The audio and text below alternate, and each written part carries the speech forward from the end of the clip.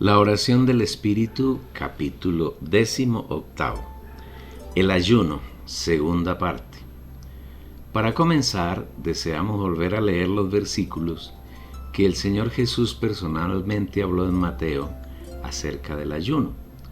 Cuando ayunéis, no seáis austeros como los hipócritas, porque ellos demudan sus rostros para mostrar a los hombres que ayunan. De cierto os digo que ya tienen su recompensa. Pero tú, cuando ayunes, unge tu cabeza y lava tu rostro, para no mostrar a los hombres que ayunas, sino a tu Padre que está en secreto. Y tu Padre que ve en lo secreto, te recompensará.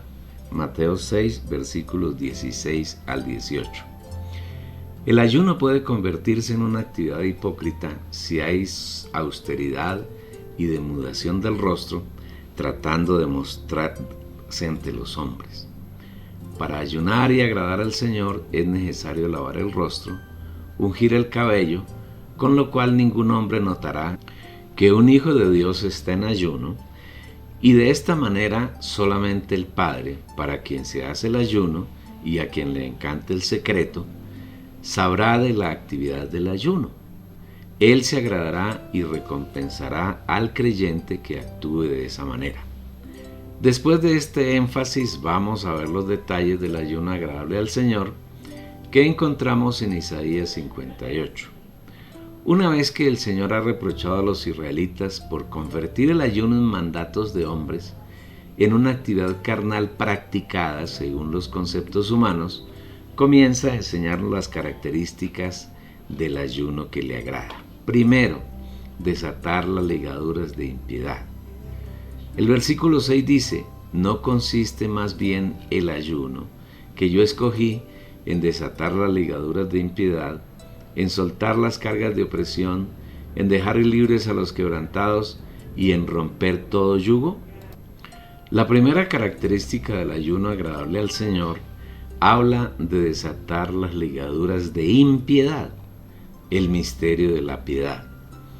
Para poder entender qué es la impiedad, debemos primero tener claridad acerca de qué es la piedad. Para algunos, especialmente los religiosos, la piedad consiste en tomar ciertas actitudes corporales, como la de andar con una cara angulosa y seria, no mezclarse con nada para no contaminarse, no mirar a ninguno, mortificar el cuerpo por medio de prácticas ascéticas y una serie de actitudes que nada tienen que ver con la piedad. Las gentes que están en el mundo hablan de mentiras piadosas, lo cual se convierte en una genuina blasfemia contra Dios, porque veremos que la piedad no es nada distinto a Dios siendo expresado, mientras que la mentira es propia de Satanás, es su expresión, y quien miente expresa a Satanás. Debemos enfatizar que la verdad y la mentira no tienen que ver con conceptos filosóficos que los hombres aceptan como ciertos, sino que la verdad y la mentira, desde el punto de vista de Dios, hacen referencia a dos personas, el Señor Jesucristo y Satanás respectivamente. La verdad es Dios y solamente Él es real y verdadero. Jesús le dice: yo soy el camino y la verdad y la vida. Nadie viene al Padre sino por mí. Le dijo entonces Pilato: ¿luego eres tú rey? Respondió Jesús: tú dices que yo soy rey. Yo para esto he nacido y para esto he venido al mundo, para dar testimonio a la verdad. Todo aquel que es de la verdad oye mi voz.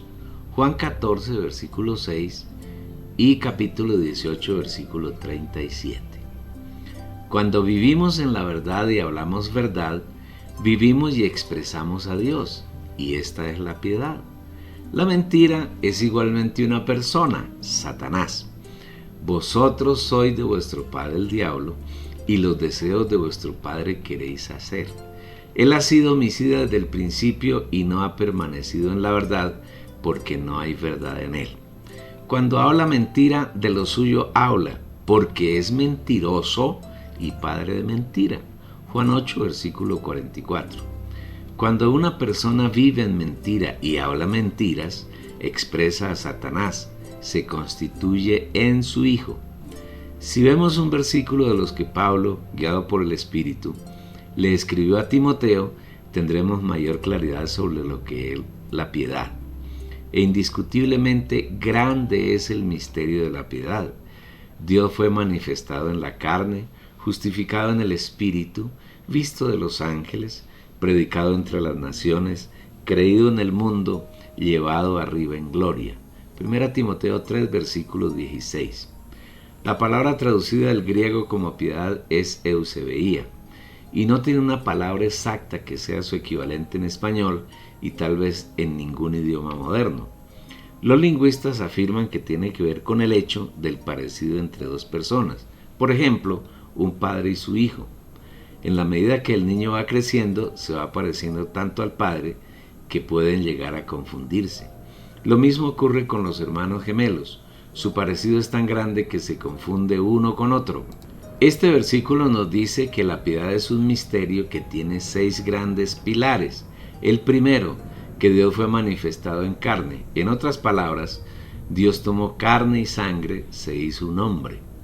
Cuando Jesús estaba en carne en la tierra, aunque los hombres no lo pudiesen reconocer, Él era Dios, el Dios eterno, el Dios creador, el Dios omnipotente, viviendo su vida divina en un hombre semejante a nosotros, solamente que sin la naturaleza pecaminosa que tenemos los seres humanos.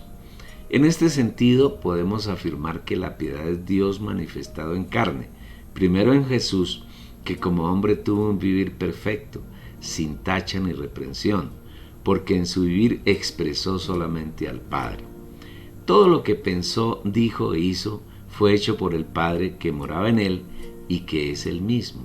Luego Dios necesita y desea ser expresado en nosotros, así como fue expresado en Jesús. La piedad en este aspecto es Dios completamente mezclado con el hombre y expresado en su totalidad por éste. Como creyentes es necesario que lleguemos a expresar completamente al Señor en nuestros pensamientos, palabras y hechos para que el misterio de la piedad sea nuestra realidad cotidiana. El segundo pilar de la piedad dice que Jesús fue justificado en el Espíritu. Ser justificado indica que en todo su vivir y en su obra fue justo, es decir, en todo expresó la justicia que es Dios mismo. La Biblia dice que en el universo no hay justo ni siquiera uno, pero refiriéndose a la creación, porque en el universo sí hay uno que es justo, Dios, porque Él es la misma justicia. En toda su vida humana, Jesús expresó la justicia de Dios, la vivió y la manifestó, y esa justicia fue certificada por el Espíritu que es Dios mismo. Por esa razón, en 2 ocasiones, mientras Jesús estuvo en carne en la tierra, el Padre habló para dar testimonio de la complacencia que tenía en el Hijo. Y Jesús, después que fue bautizado, enseguida subió del agua, y aquí los cielos le fueron abiertos, y vio al Espíritu de Dios descender como paloma y venir sobre él. Y aquí hubo una voz de los cielos que decía: Este es mi Hijo, el amado, en quien tengo complacencia. Mientras él aún hablaba, he aquí una nube luminosa lo oscurió, y aquí salió de la nube una voz que decía: Este es mi Hijo, el amado, en quien me complazco, a él oíd. Mateo 3, versículos 16 y 17, y capítulo 17, versículo 5. No podemos aspirar a tener nuestra propia justicia, ni a ser justos por nosotros mismos, sino que en la medida que disfrutamos las riquezas del Señor y nos llenamos de ellas, nuestro vivir expresará a Dios como la justicia. El tercer pilar de la piedad afirma que además de Dios haberse manifestado en carne y ser justificado como hombre dentro del Espíritu, fue visto por los ángeles. A Dios le gusta que de sus hechos y realizaciones haya testigos, y como este misterio no puede ser visto por hombres carnales para que testifiquen acerca de él, puso como testigos a los ángeles. Ellos, aunque no pueden participar directamente en la obra de redención, ni ésta está dirigida a ellos, sí testifican el hecho maravilloso de que Dios se haya manifestado en carne, se haya hecho hombre, y testifican igualmente que Dios como el Espíritu aprobó y selló su obra de redención. A esto se refiere la palabra cuando afirma, visto de los ángeles. El cuarto pilar de la piedad dice que fue predicado entre las naciones. 50 días después de que Jesús muriera y resucitara, los 120 discípulos que estaban en el aposento alto en Jerusalén, cuando llegó el día de Pentecostés, comenzaron a anunciar a Jesús resucitado, primero entre los judíos, el pueblo desde el Antiguo Testamento, y pocos días después lo anunciaron entre los gentiles. Desde entonces, en la historia de la humanidad, de una y otra manera, no se ha dejado de anunciar la maravillosa obra de redención que Dios realizó en favor de los hombres. A pesar de que Satanás se ha opuesto por todos los medios, inventando religiones que se oponen totalmente al Señor, tales como el Islam, el budismo, el confucianismo, el brahmanismo, el hinduismo y otras tantas, y a pesar de que el mismo cristianismo es una religión que usa el nombre del Señor para oponerse a Dios, el evangelio genuino, el que está en la Biblia y sale del Espíritu Santo, no ha dejado de anunciarse ni dejará de hacerse hasta que el Señor regrese a tomar posesión de los reinos de la tierra. Este hecho tiene que ver con la piedad. El quinto pilar del misterio de la piedad atestigua que Dios, después de haberse hecho carne, fue justificado en el Espíritu, fue visto de los ángeles y fue anunciado a las naciones, es creído en el mundo. En el mundo occidental, a pesar de la férrea oposición desplegada por Satanás, el Señor ha sido anunciado y ha sido creído por millones de seres humanos dentro de quienes Él vive, y estos hacen parte de su cuerpo, la Iglesia. Igualmente en el mundo oriental, especialmente en los países árabes, en la India, la China y otras naciones donde Satanás atenaza a las personas y se esfuerza por impedirles que lleguen al conocimiento de Dios, el Señor, usando a algunos de sus hijos, ha logrado que pocas personas crean en Él. Y se dice que en el mundo hay alrededor de 2.200 millones de cristianos. Sabemos que la inmensa mayoría de ellos son falsos creyentes, son la cizaña que Satanás ha sembrado al lado del trigo, pero creemos que entre un 10% y un 12% de ellos son creyentes genuinos, lo que nos lleva a inferir que hay entre ellos 220 millones o 260 millones de creyentes genuinos vivos en la tierra, porque Dios en Cristo es creído y recibido en el mundo. Finalmente, como sexto punto de la piedad, tenemos que Él fue recibido arriba en gloria.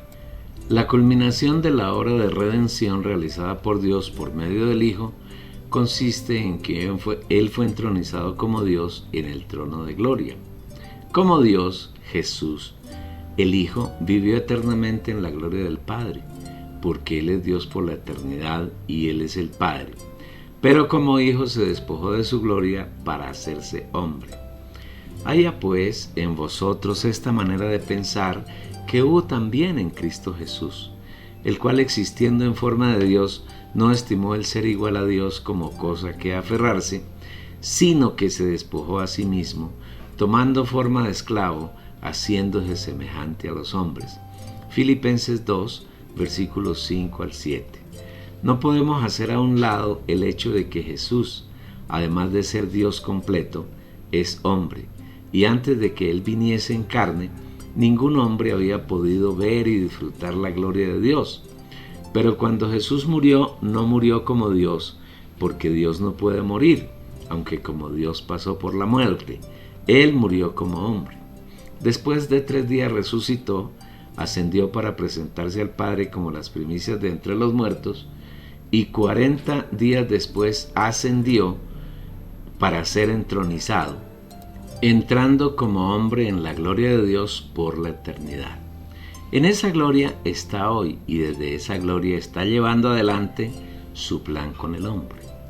10 días después de que Jesús fue entronizado en la gloria del Padre, que tenía antes de que el mundo fuese, pero de la que se despojó para hacerse hombre, se derramó como el espíritu de poder en 120 discípulos que estaban en el aposento alto en Jerusalén.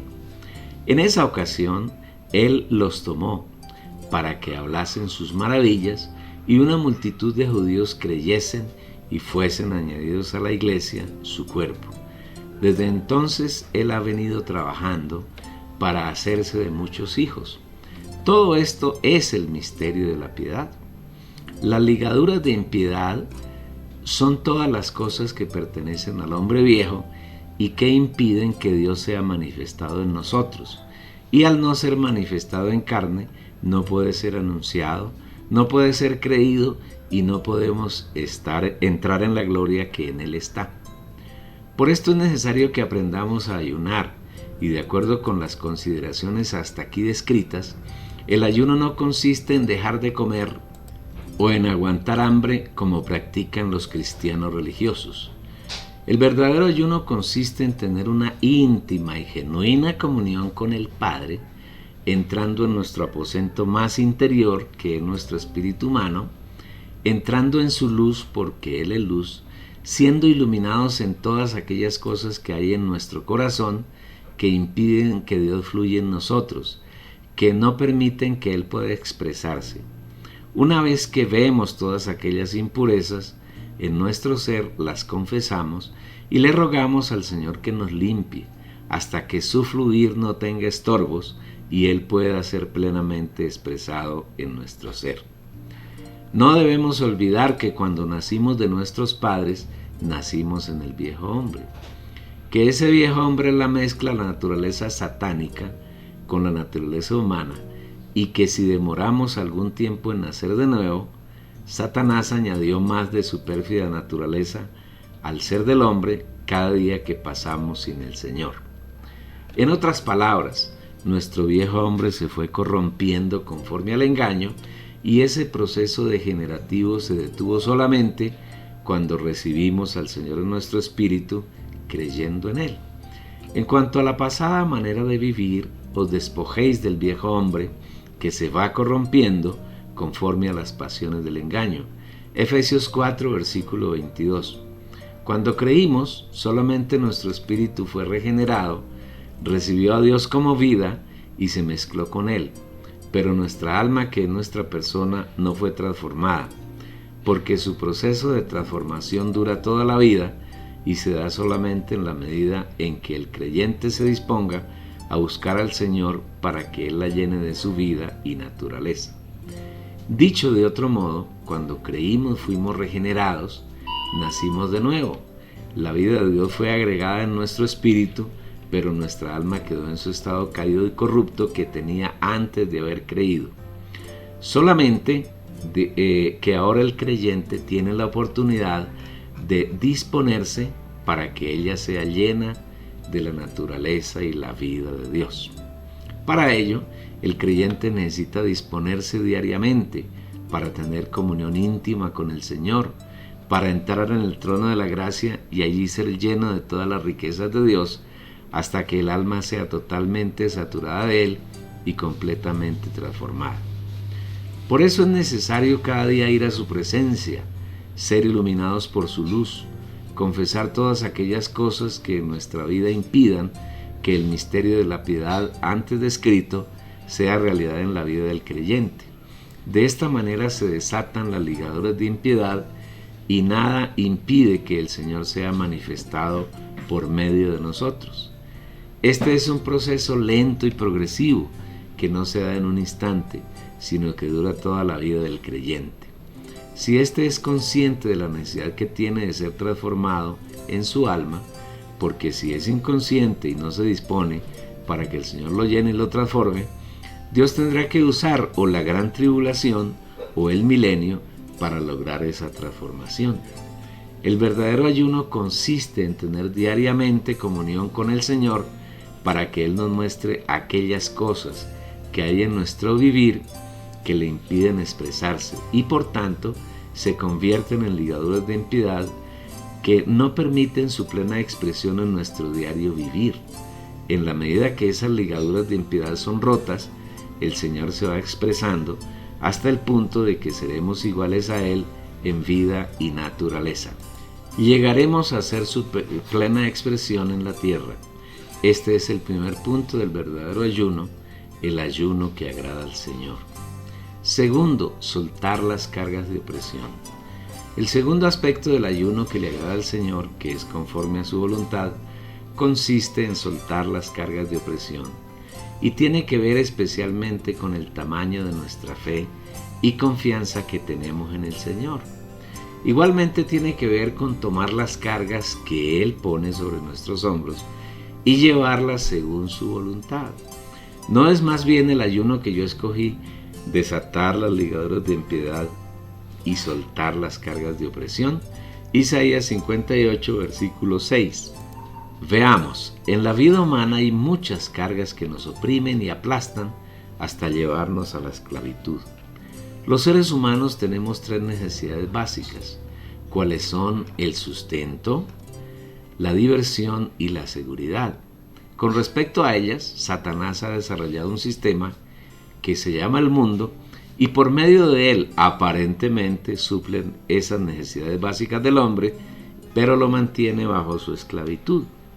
Todos los hombres viven esclavizados por el mundo, luchando desesperadamente para obtener su sustento, para lograr algo de diversión y para obtener seguridad. Las gentes laboran 10, 12, 14 y hasta 16 horas en un día, todos los días de la semana, y con ese sobrehumano esfuerzo logran ganar lo suficiente para sustentarse a sí mismos y a los suyos, pero no tienen un solo momento para tener, aunque sea, alguna pequeña comunión con Dios, y en esta situación han caído la mayoría de los cristianos. Su relación con Dios se limita a asistir a un culto o a una misa el día domingo. Cuando Dios creó al hombre, no lo creó con el propósito de que el hombre viviera esclavo de su labor, sino que por el contrario, después de la creación del hombre en el sexto día, vino el séptimo, que fue de reposo para Dios y el hombre. En conclusión, el hombre fue creado para que descansara en Dios. Aunque el Señor había puesto al hombre en el huerto de Edén y le había mandado que lo labrara y lo guardara, esa labor no producía fatiga ni lo cansaba, y mucho menos lo esclavizaba. El trabajo que el hombre desarrollaba en el huerto de Edén no era una carga de opresión, sino una delicia llena de libertad. Lamentablemente el hombre desobedeció a Dios, comiendo del árbol de la ciencia del bien y del mal, y fue expulsado de ese ámbito de descanso y reposo. Dios maldijo la tierra, y con esa maldición le dijo al hombre que tendría que trabajar arduamente en ella, y que le daría el sustento con el sudor de su frente. No obstante, en el tiempo determinado por Dios, Él se hizo hombre, vivió en la tierra en plena comunión con el Padre, murió en la cruz, y al morir eliminó de nuestra vida toda maldición que pesaba sobre nosotros, resucitó y nos resucitó juntamente con Él, ascendió y fuimos ascendidos con Él, y fue entronizado en la gloria, y nosotros estamos sentados con Él en gloria. Ahora vive en nuestro espíritu y quiere saturar nuestra. El problema para los creyentes contemporáneos está en que la mayoría de ellos desconocen esta obra maravillosa que Él realizó a su favor, y por no conocerla no la pueden vivir en la realidad de su diario vivir, y por esa razón viven llenos de opresión y no pueden servir al Señor con plena libertad. Por eso el Señor dice que el verdadero ayuno consiste en soltar las cargas de opresión, es decir, es una renovación permanente de la confianza del creyente con el Señor y un aumento de la fe subjetiva. O sea, es el crecimiento del Señor en su alma, en su corazón. Para ver un ejemplo en la palabra de Dios, leamos lo que dice Mateo 6, 25 al 34. Por tanto os digo, no os inquietéis por vuestra vida, qué habéis de comer o qué habéis de beber, ni por vuestro cuerpo, qué habéis de vestir. ¿No es la vida más que el alimento y el cuerpo más que el vestido? Mirad las aves del cielo, no siembran, ni ciegan, ni recogen en graneros, y vuestro Padre Celestial las alimenta. ¿No valéis vosotros mucho más que ellas? ¿Y quién de vosotros podrá, con preocuparse, añadir un codo a su estatura? ¿O por el vestido, por qué os preocupáis? Considerad los lirios del campo, cómo crecen, no se afanan ni hilan, pero os digo que ni aun Salomón con toda su gloria se vistió como uno de ellos. Y si la hierba del campo que hoy es y mañana se echa en el horno, Dios la viste así, ¿no hará mucho más a vosotros, hombres de poca fe? No os preocupéis pues diciendo, ¿qué comeremos? ¿O qué beberemos? ¿O con qué nos vestiremos? Porque los gentiles buscan con afán todas estas cosas. Vuestro Padre Celestial sabe que tenéis necesidad de todas estas cosas. Mas buscad primeramente su reino y su justicia, y todas estas cosas os serán añadidas. Así que no os inquietéis por el día de mañana, porque el día de mañana trae su propia inquietud. Basta a cada día su propio afán.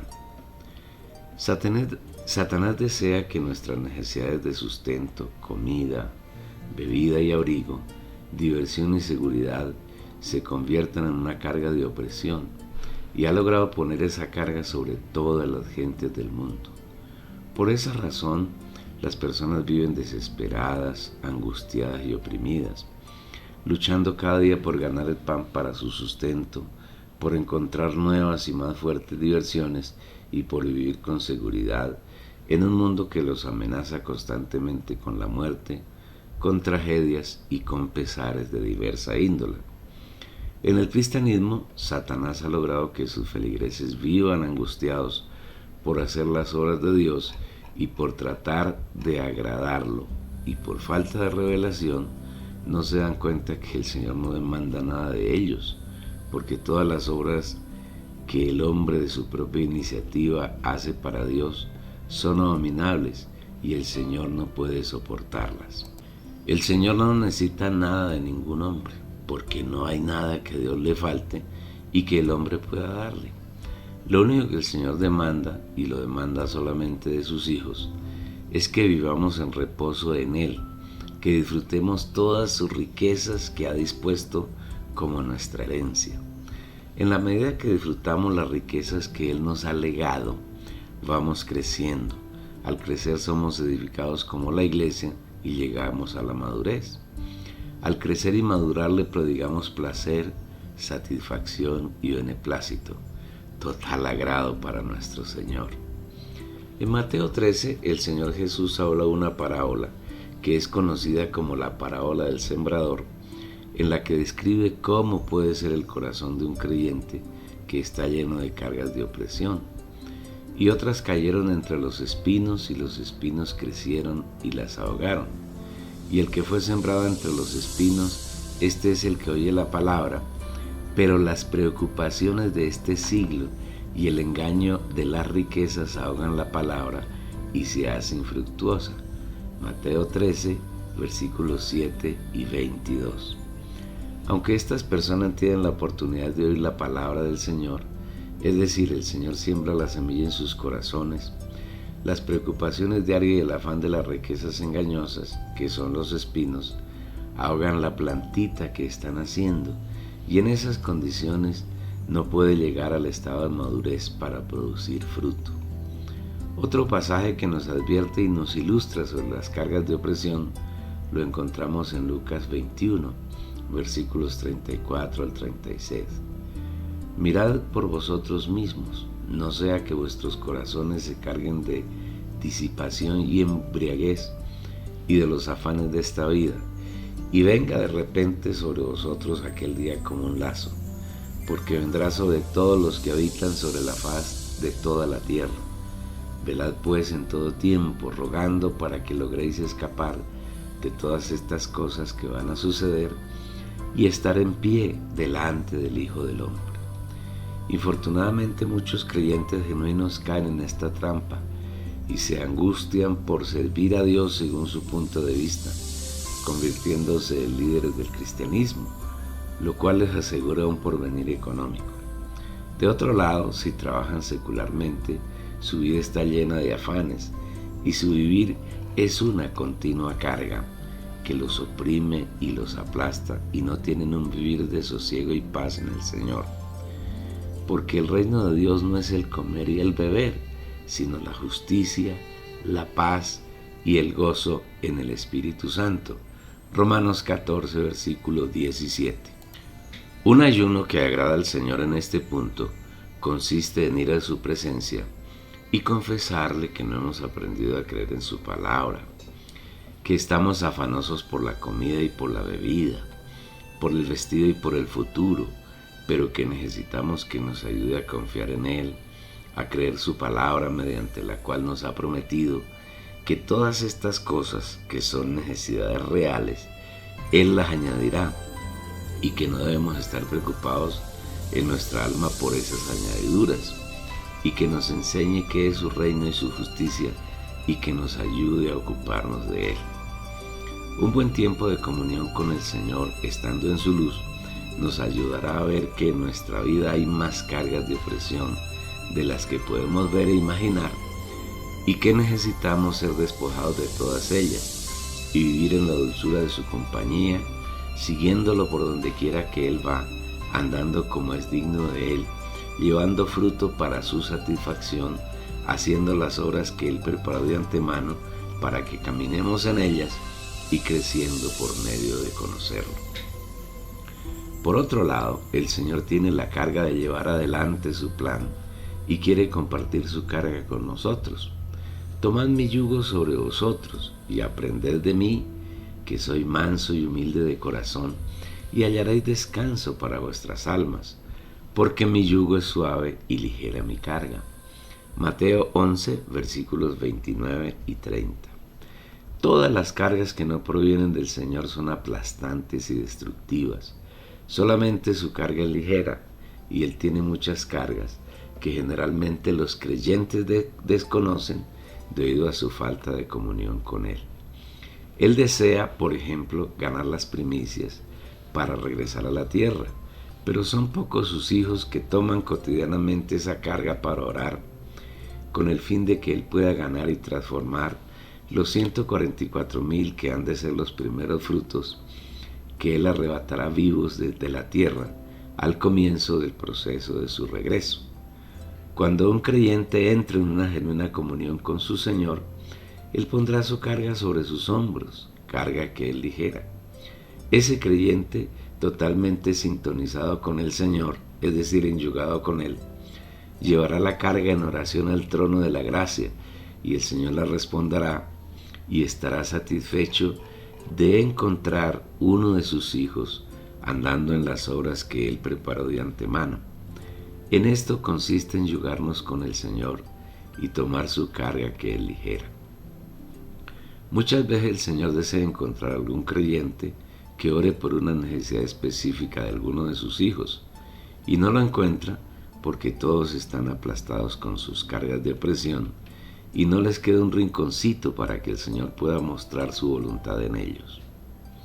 El ayuno no consiste en aguantar hambre y en decir un poco de palabras al estilo gentil, pensando que el Señor oirá esa insustancial charlatanería, sino que hace falta entrar en su presencia y en su luz, que es Dios mismo. Se hace necesario examinar cuántas cargas nos están oprimiendo para soltarlas, entregarlas no al Señor, porque las cargas que oprimen no son de Él, sino que han sido impuestas por Satanás. Soltando esas cargas se tiene plena libertad para tomar las cargas del Señor, que no son opresoras, sino que son ligeras y fáciles de llevar.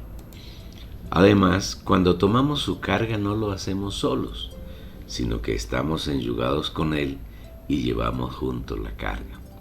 Debemos recordar que una de las estrategias de Satanás consiste en poner cargas sobre nuestros hombros para que seamos oprimidos, angustiados, desesperados y perjudicados. A Él le agrada ver a la gente llena de desesperación, de afán, de angustia, de desasosiego, de depresión y de todas esas cosas que agobian a las personas y muchas veces las conducen a la locura, a muchas enfermedades psiquiátricas y finalmente a la muerte. Si como creyente llegásemos a caer en esa situación, es tiempo de correr al Señor y descansar en Él. Venid a mí todos los que estáis trabajados arduamente y estáis cargados, y yo os haré descansar. Mateo 11, versículo 28. Qué gratificante es tomar un tiempo cada día de nuestra vida para conversar con el Señor de todas estas cosas y vivir una vida de felicidad con Él, aun en medio de las circunstancias difíciles que tenemos en nuestro vivir. Este es un ayuno según la voluntad de Dios.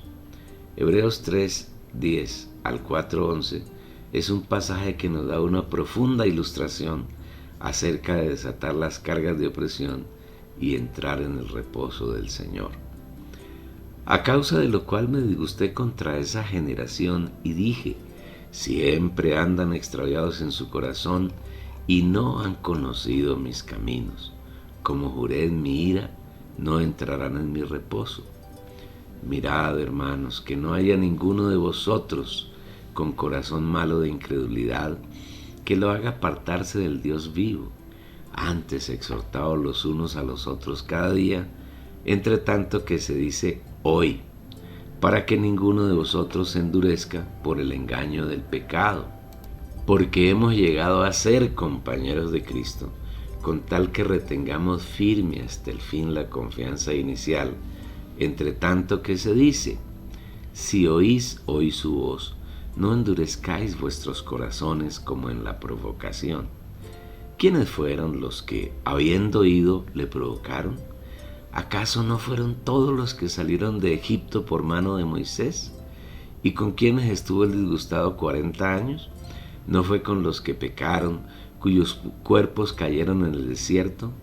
¿Y a quienes juró que no entrarían en su reposo, sino a aquellos que desobedecieron? Y vemos que no pudieron entrar a causa de incredulidad. Temamos, pues, no sea que permaneciendo aún la promesa de entrar en su reposo, alguno de vosotros parezca no haberlo alcanzado, pues también a nosotros se nos ha anunciado la buena nueva, lo mismo que a ellos, pero no les aprovechó la palabra oída, por no ir mezclada con la fe en los que la oyeron. Porque los que hemos creído entramos en el reposo de la manera que Él dijo: como juré en mi ira, no entrarán en mi reposo, aunque su obra creadora fue acabada desde la fundación del mundo. Porque en cierto lugar dijo así del séptimo día: y reposó Dios de todas sus obras en el séptimo día, y otra vez aquí: no entrarán en mi reposo. Por lo tanto, puesto que falta que algunos entren en él, y aquellos a quienes primero se les anunció la buena nueva no entraron por causa de desobediencia, otra vez el Espíritu Santo determina un día, hoy, diciendo después de tanto tiempo en David, como dijo antes: si oís hoy su voz, no endurezcáis vuestros corazones. Porque si Josué les hubiera introducido en el reposo, el Espíritu no habría hablado después de otro día.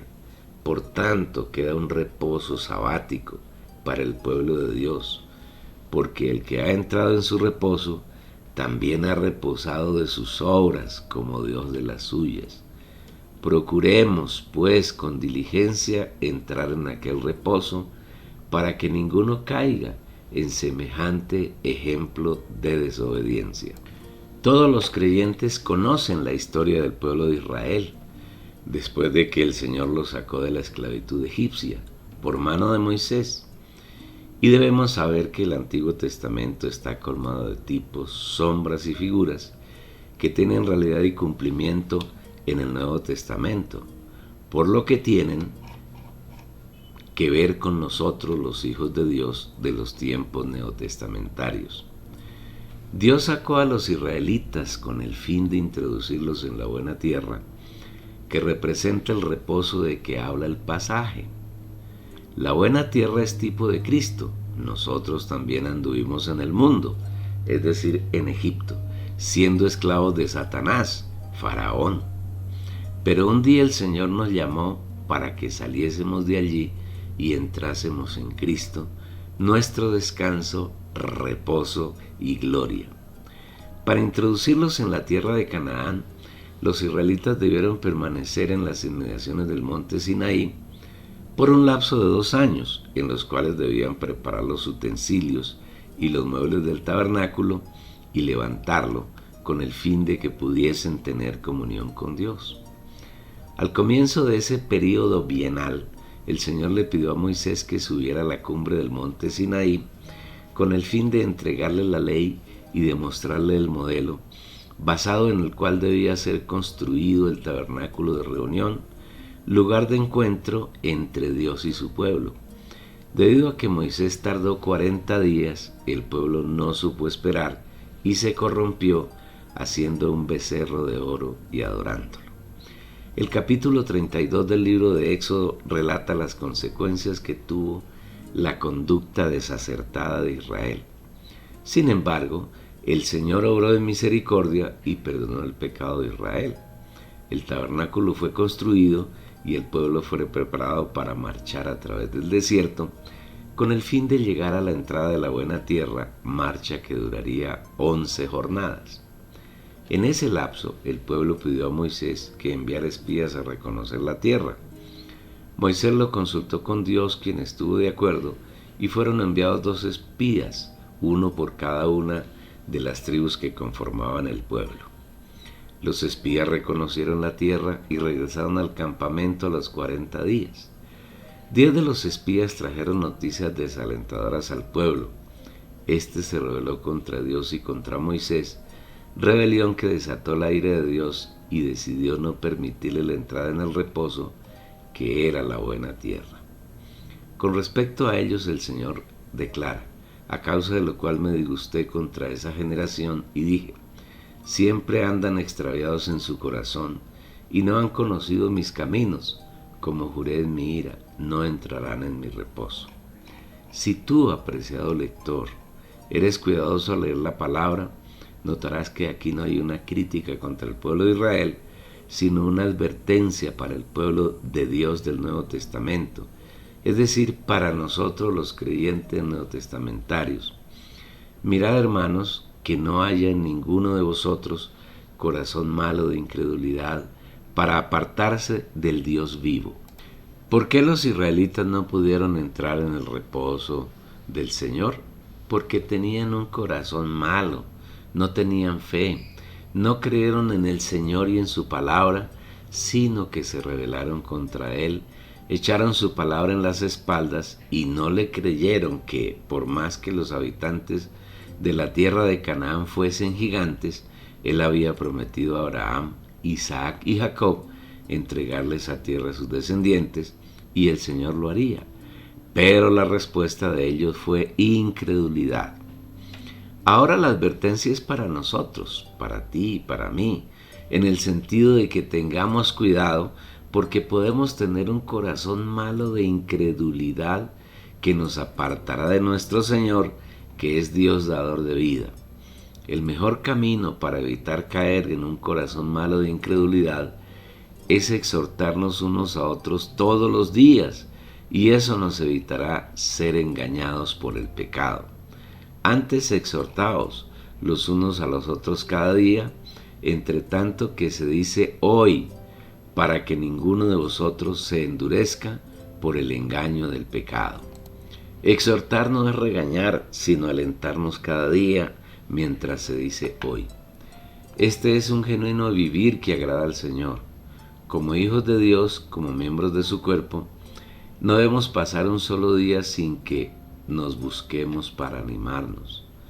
No debemos hacer como hace la mayoría de los cristianos, que limitan su, comillas, vida cristiana a la reunión del domingo. Cada día debemos alimentarnos unos a otros con nuestro Cristo precioso y nutrirnos unos a otros con su palabra. Nos dice además el Señor que fácilmente podemos ser endurecidos por el engaño del pecado.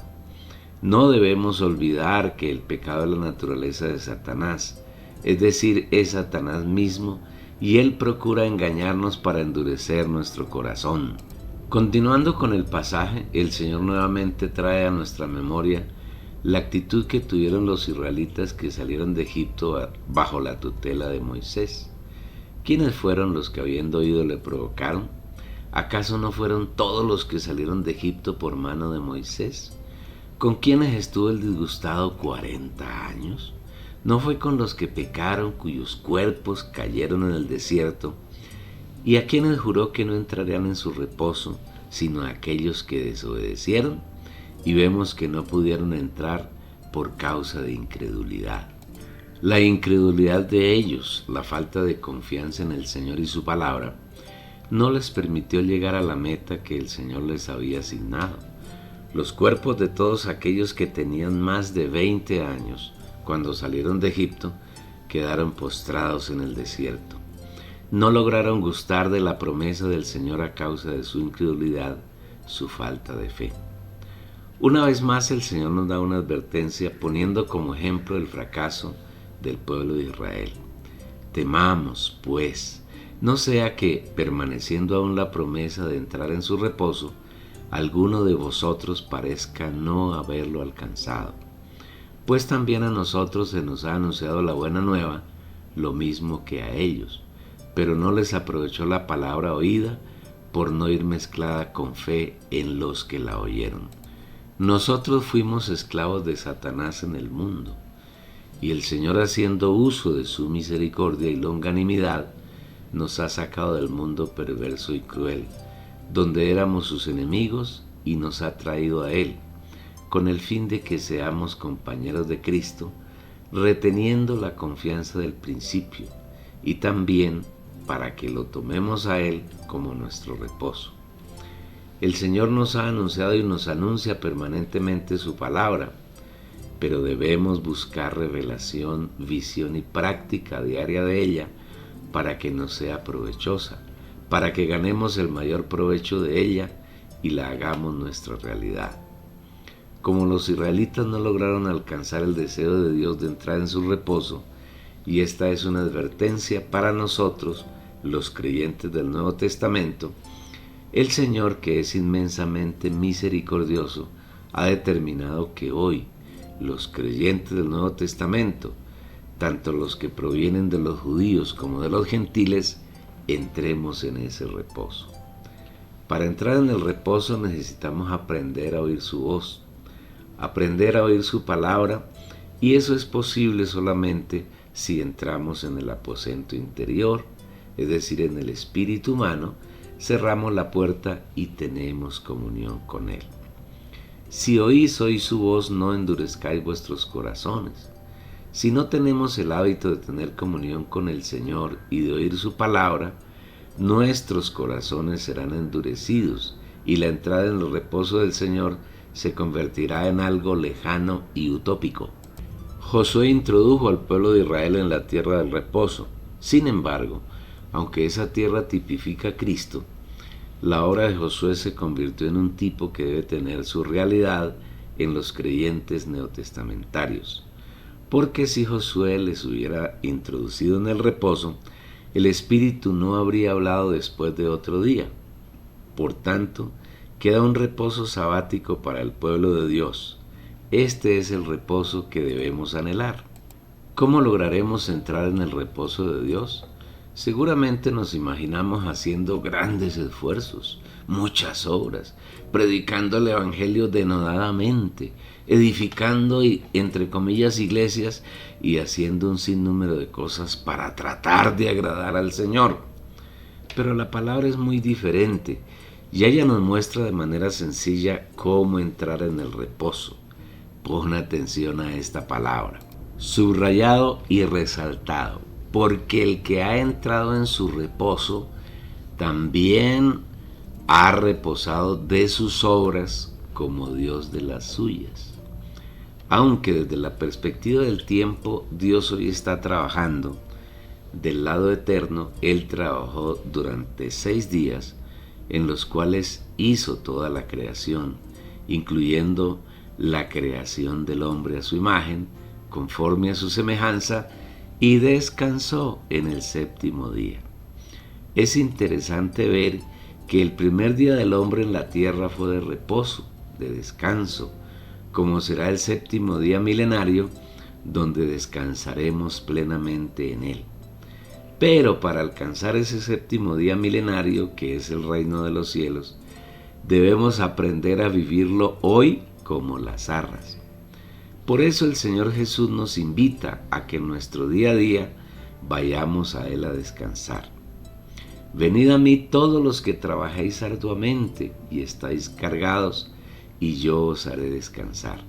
El genuino descanso, la entrada en el descanso sabático para el pueblo de Dios, consiste en cesar nuestras obras, dejar de hacer obras para Dios y a cambio permitir que sea Él quien haga sus obras en nosotros y a través de nosotros.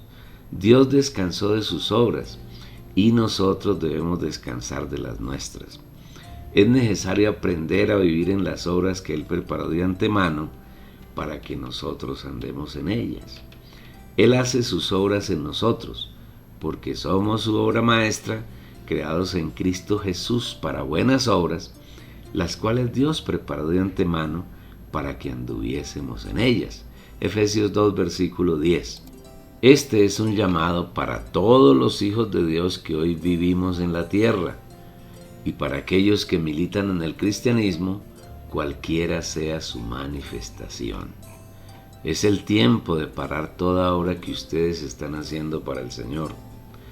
Todas esas obras colosales convertidas en, comillas, mega iglesias, en cruzadas donde se llenan grandes superficies con miles de espectadores, la adquisición de estaciones de radio y televisión son obras que para nada interesan al Señor. Quienes están haciendo esas obras no han entrado en el reposo del Señor y lo disgustan haciendo cosas que Él no ha planeado ni ordenado.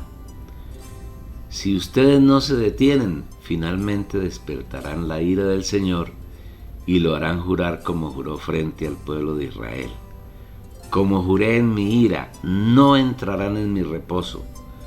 Por eso el pasaje que estamos considerando aquí remata así.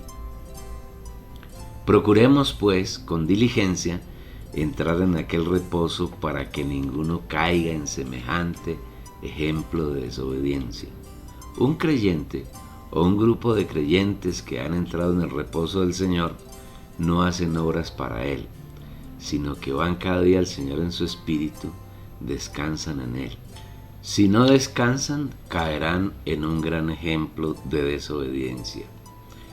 En 1 Corintios capítulo 10 versículos 1 al 5, el Señor nos aclara la situación.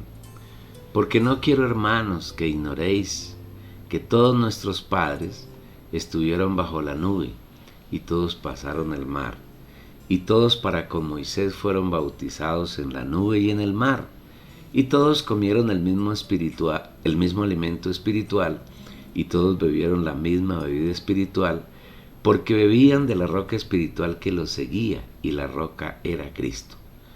Pero de los más de ellos no se agradó Dios, por lo cual quedaron postrados en el desierto. Así como todos los israelitas disfrutaron las riquezas que Dios les proporcionó desde la salida de Egipto, la mayoría quedaron postrados en el desierto porque no agradaron al Señor. De la misma manera, nosotros los creyentes neotestamentarios tenemos todas las riquezas de Dios como nuestra herencia, pero en casi el 100% de ellos ocurre que no disfrutan de esas riquezas, y al no disfrutarlas no tienen cómo agradar al Señor. Por eso en el mismo pasaje de 1 Corintios 10 el Señor añade: y estas cosas les acontecieron en figura, y están escritas para amonestarnos a nosotros, a ti y a mí, a quienes han alcanzado los fines de los siglos. Versículo 11. Si no procuramos entrar en el reposo del Señor, si no buscamos agradarlo, quedaremos postrados en el desierto como le ocurrió a la gran mayoría de los israelitas. Qué buen tema para orar. ¿Qué tal? ¿Has aprendido algo sobre el ayuno? No es suficiente aprender, es necesario que encuentres revelación y que sobre esta revelación busques más revelación. La revelación no se acaba, ni este libro es la última revelación. Que el Señor tenga misericordia de nosotros, de llenarnos de presunción y de orgullo. Busca, querido lector, lectora, que esta palabra se convierta en tu revelación, y a partir de ella ve al Señor y encuentra más revelación, y procura que otros encuentren, enviándoles la dirección de la página las-primicias.com, así de sencillo.